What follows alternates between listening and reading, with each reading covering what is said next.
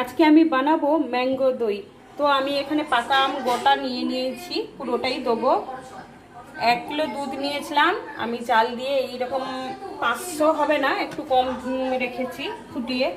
দই নিয়ে নিয়েছি সাজা টক দই, বাতাসা, চিনি দেবো না, বাতাসা কয়েকটা দিয়ে বানাবো। প্রথম আমটা আমি কেটে নিয়েছি, আমটা এবার খোসা থেকে এইভাবে বের করব চামচ দিয়ে।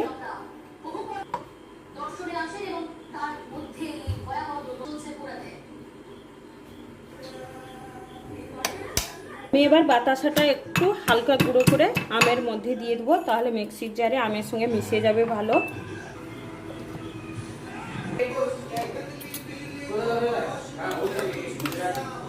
আমি দইয়ের সাজাটাই প্রথমে দেবো, 3 চামচ দেবো এখানে টক দই।